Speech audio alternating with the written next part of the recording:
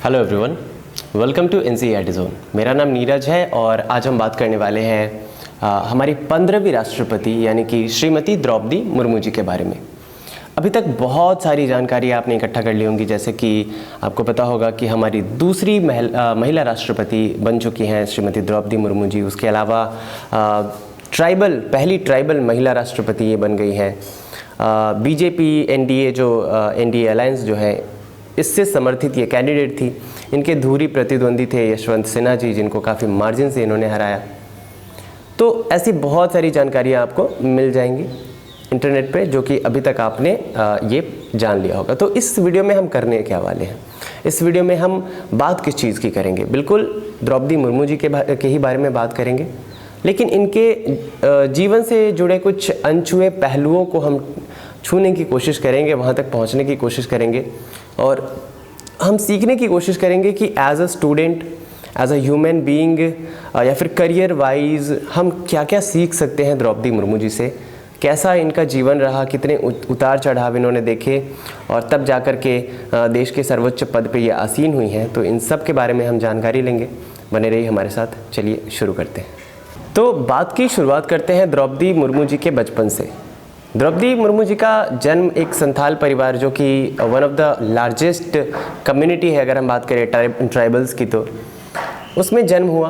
पिता और दादाजी दोनों अपने अपने टाइम पे विलेज काउंसिल के हेड हुआ करते थे। एक बार की बात है कि द्रौपदी मुर्मू जी को उनके पिता पास के शहर रायरंगपुर में ले जा रहे थे। वहाँ पे तब के मिनिस्टर कार्तिक मांझी जी का आगमन होना था। तो जब कार्तिक मांझी जी अपना भाषण दे रहे थे स्टेज पे, तभी हमारी प्रेसिडेंट साहिबा, तब काफ़ी छोटी बच्ची थी, इन्होंने मौके पे चौका मारा और दौड़ करके स्टेज पे चली गई और वहाँ पे अपना सर्टिफिकेट दिखाते हुए मिनिस्टर से कहा कि सर, मुझे अब यहाँ पे और पढ़ाई नहीं करनी है, मुझे आगे की पढ़ाई करने के लिए भुवनेश्वर जाना है।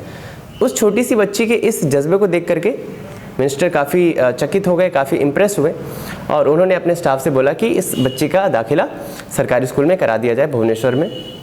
तो काफ़ी हद तक पढ़ाई विलेज में करने के बाद वो भुवनेश्वर शिफ्ट हो गई और वहाँ पे आगे चल कर के एक कॉलेज है रामा देवी कॉलेज, वहाँ से इन्होंने आर्ट्स में अपना ग्रेजुएशन किया। तो इस घटना से ये सिद्ध हो जाता है कि जो प्रेसिडेंट थी वो तब जब छोटी थी काफ़ी, उस टाइम पे भी इनमें डिसीज़न लेने की जो क्षमता थी, या फिर कब क्या डिसीज़न लेना चाहिए, कितना सटीक तरीके से डिसीज़न लेना चाहिए, ये उनको तभी पता था कि मिनिस्टर साहब के सामने अगर मैं ये कर दूं तो मेरा काम बन जाएगा। इनकी शादी एक बैंकर से हुई और अगर इनके पॉलिटिकल करियर से पहले की बात करें, शुरुआती करियर की कि वो क्या करती थी, तो गवर्नमेंट ऑफ उड़ीसा के अंदर एक डिपार्टमेंट है इरिगेशन डिपार्टमेंट, सिंचाई विभाग, उसके अंदर इन्होंने जूनियर असिस्टेंट के तौर पे काम किया।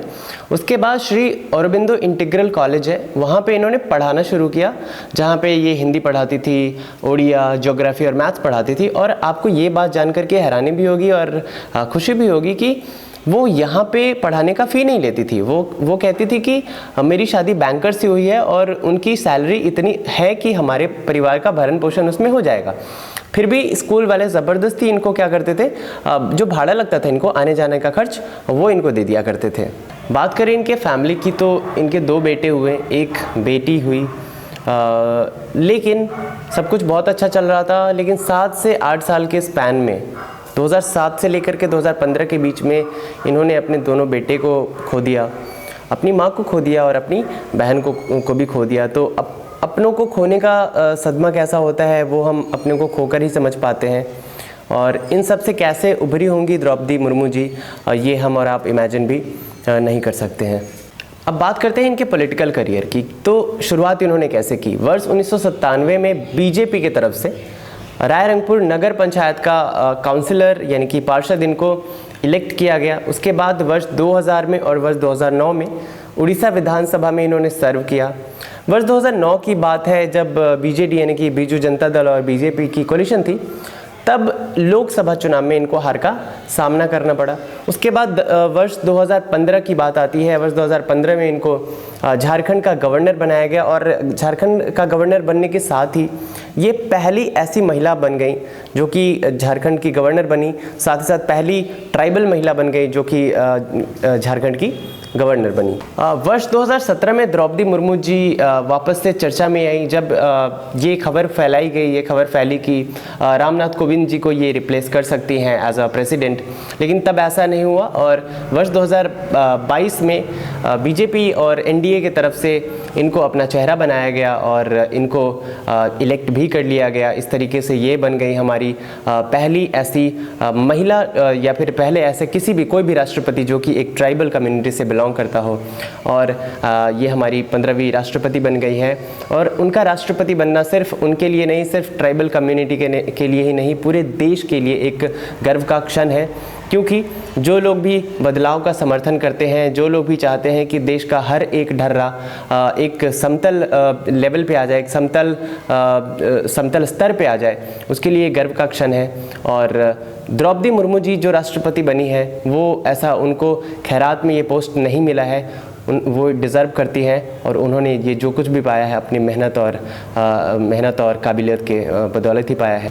तो ये थी कुछ बातें हमारी 15वीं राष्ट्रपति श्रीमती द्रौपदी मुर्मू जी के बारे में। उम्मीद करता हूँ कि वीडियो आपको पसंद आई है तो लाइक करेंगे, कमेंट करके बताएंगे, शेयर करेंगे दोस्तों के साथ, और चैनल पर नए हैं तो सब्सक्राइब करेंगे NCERT जोन को। Thank you very much.